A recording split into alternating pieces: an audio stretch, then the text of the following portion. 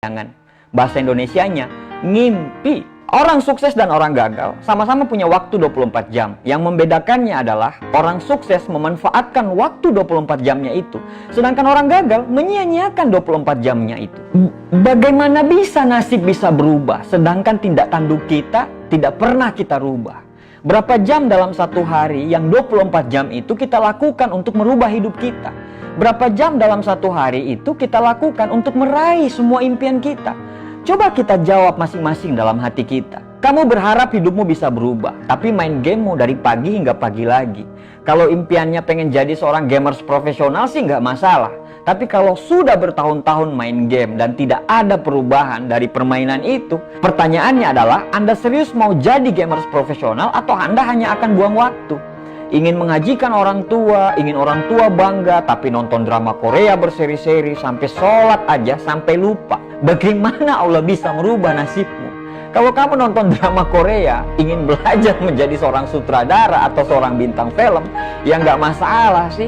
Tapi kalau nonton drama Korea hanya sekedar berhayal supaya mendapatkan pasangan seperti artis drama Korea, terus apa yang mau diharapin? Bukannya nggak boleh loh ya. Boleh dan sangat boleh.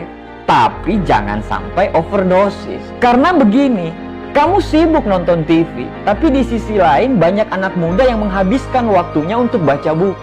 Kamu sibuk nonton film, kamu menghabiskan waktumu untuk nonton film, tapi di sisi lain banyak anak muda yang menghabiskan waktunya untuk belajar hal-hal baru untuk meningkatkan skillnya. Kamu sibuk main game, tapi di sisi lain banyak anak muda sudah merencanakan hidupnya. Kamu sibuk pakai smartphone kamu untuk buka Instagram, kepoin artis-artis yang berantem supaya dibilang update. Padahal makin lihat artis yang cantik, ya dirimu makin insecure. Dan di sisi lain, banyak anak muda yang menghabiskan waktunya sama-sama dengan smartphone, tapi mereka belajar untuk jualan, belajar menimba ilmu dari smartphone mereka, belajar bagaimana jualan di Instagram, jualan di Facebook, pokoknya jualan di media sosial. Karena mereka sadar smartphone yang mereka beli, taruhlah sekitar harganya 5 juta, harus menghasilkan minimal 1 juta per bulan. Sehingga smartphone mereka itu benar-benar bermanfaat dan menghasilkan. Pertanyaannya, smartphone-mu harganya berapa dan sudah berapa yang dihasilkan dari smartphone itu? Kalau smartphone-mu smartphone mahal dan cuma dibelikan dari orang tua, tidak menghasilkan apa-apa, berarti smartphone-mu doang yang smart. Pemiliknya, wallahu alam. Sekali lagi, main game, nonton TV, punya handphone yang mahal, main media sosial itu boleh-boleh saja, halal kok. Yang penting satu, jangan sampai overdosis. Kenapa kamu tidak pernah lihat iklan Lamborghini itu di TV?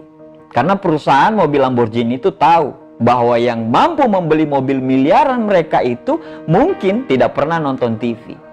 Hidup kita susah, kadang bukan karena orang lain, tapi karena diri kita sendiri yang menyusahkan hidup kita sendiri. Kita tidak mau keluar dari zona nyaman kita. Kita takut untuk melakukan hal-hal yang baru. Kita sibuk nyinyirin teman kita yang sibuk membangun masa depan dengan jualan di media sosial. Kita sibuk gosipin teman kita yang lagi merintis usaha jualannya. Bukannya membantu, kita malah mendoakan supaya dia tidak berhasil. Kita menghabiskan waktu pacaran berjam-jam tiap hari dan bercerita mengenai indahnya masa depan. Tapi percaya saja kalau itu dilakukan terus-menerus dan sampai membuang waktu, percaya saja bukan masa depan yang akan didapatkan, tapi masa suram yang akan didapatkan. Ya silakan aja melakukan hal-hal yang tidak bermanfaat. Itu hak kamu kok. Saya tidak berhak untuk mengatur hidup Anda.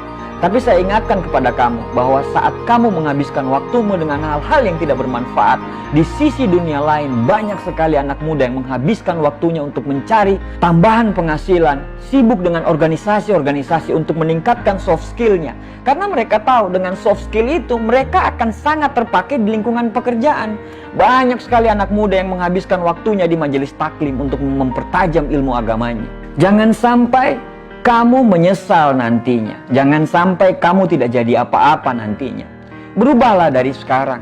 Berjuanglah dari sekarang. Keluarlah dari zona nyamanmu. Tantang dunia dengan belajar dan bekerja. Lakukan apa yang orang lain tidak pernah lakukan. Karena untuk mendapatkan apa yang orang tidak pernah dapatkan, kamu harus melakukan apa yang orang lain tidak lakukan. Tidak ada perjuangan yang enak. Semua perjuangan pasti mengalami rasa sakitnya disiplin. Perihnya belajar, dan tidak enaknya penolakan. Tidak ada hal yang luar biasa bisa didapatkan dengan tindakan yang biasa-biasa saja. Tidak ada pelangi bila tidak ada hujan dan badai. Tidak ada bintang bila tidak ada gelapnya malam. Hidup itu pilihan. Kamu mau memilih untuk menjadi orang yang biasa-biasa saja, atau kamu memilih untuk menjadi orang yang luar biasa, itu tergantung dari pilihan kamu sendiri. Sebelum terlambat, kamu harus menyadari bahwa mulai besok kamu harus menjadi orang baru. Menjadi orang dengan versi terbaik dari dirimu sendiri. Tidak perlu kita melihat orang lain. Kita cukup menaklukkan diri kita sendiri. Tiap hari harus jauh lebih baik dari hari yang kemarin. List semua kegiatan-kegiatan yang kurang bermanfaat dalam hidupmu. Mulai besok tinggalkan satu persatu. Dan insya Allah 1 tahun Anda lakukan ini, kamu akan menjadi orang yang berbeda. Bagi teman-teman yang masih cuek, gak apa-apa. Gak apa-apa kalian mau malas-malasan, gak masalah. Tapi jangan lupa untuk jaga kesehatan. Karena bila sekarang kamu tidak mau bekerja keras, saat masa tuamu nanti kamu akan dipaksa untuk bekerja keras karena kemalasanmu di masa muda. Hidup itu pilihan, mau memilih menjadi orang yang luar biasa atau menjadi orang yang biasa-biasa saja. Semua di tangan kita masing-masing. Terima kasih.